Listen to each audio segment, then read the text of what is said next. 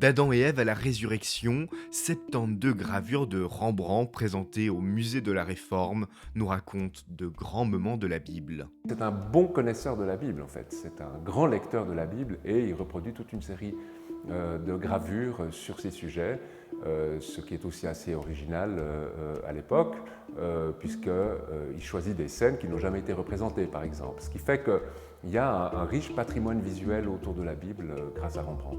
Ce qui est extraordinaire, c'est qu'on découvre un nombre de personnages tout à fait inédits par rapport à la taille des images, et puis on rencontre en fait les contemporains de Rembrandt. Ce qui est très frappant et très original dans ces gravures, et ce qui nous frappe, c'est en fait l'humanité des figures que l'on voit. Pour raconter ces épisodes bibliques, Rembrandt s'inspire de ses contemporains, va croquer les Juifs d'Amsterdam, sa femme et parfois lui-même. Il en ressort des scènes truffées de détails, au réalisme parfois drôle et touchant. Alors ici, on se trouve devant la gravure qui représente Jésus prêchant. Donc on a Jésus au centre avec une auréole assez discrète, puisque Rembrandt est un artiste protestant. Et on voit autour de lui tout un tas de personnages en train de l'écouter. Des personnages qui se tiennent le menton parce qu'ils sont en train de réfléchir, certains qui ont l'air assez désabusés. Et puis surtout, ce que j'aime beaucoup, c'est le détail de ce petit enfant au premier plan qui a l'air de s'ennuyer énormément. Et là, je pense qu'on peut tous s'y rattacher, puisqu'on a dû tous faire un jour ou l'autre cette tête-là dans une réunion d'adultes extrêmement ennuyeuse. La majorité des œuvres présentées est extraite de la collection du cabinet d'art graphique du musée d'art et d'histoire.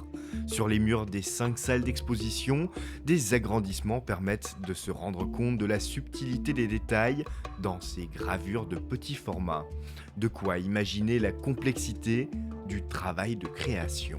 Sa technique de prédilection, c'est l'eau forte, donc qui se pratique sur une plaque en cuivre recouverte de vernis, sur lequel Rembrandt, avec une pointe, vient dessiner. Les endroits où il dessine, ça enlève le vernis, donc le cuivre est à nu, et ensuite on le plonge dans ce qu'on appelait à l'époque l'eau forte, qui est en fait de l'acide nitrique, qui vient mordre la plaque de cuivre aux endroits où elle était dévernie. Plus vous laissez votre plaque dans l'acide nitrique, plus le trait va être profond et plus l'encre viendra se mettre dans le trait et vous aurez des noirs très profonds. Et puis vous pouvez ressortir votre plaque, remettre du vernis, dénuder à d'autres endroits, retravailler, replonger. Enfin, pour repartir de l'exposition avec un extrait de gravure, le musée de la Réforme a remis en service sa presse d'impression, pas représentative du travail de Rembrandt, mais qui permet d'emporter avec soi un joli souvenir. L'exposition Rembrandt et la Bible est à découvrir jusqu'au 17 mars 2024.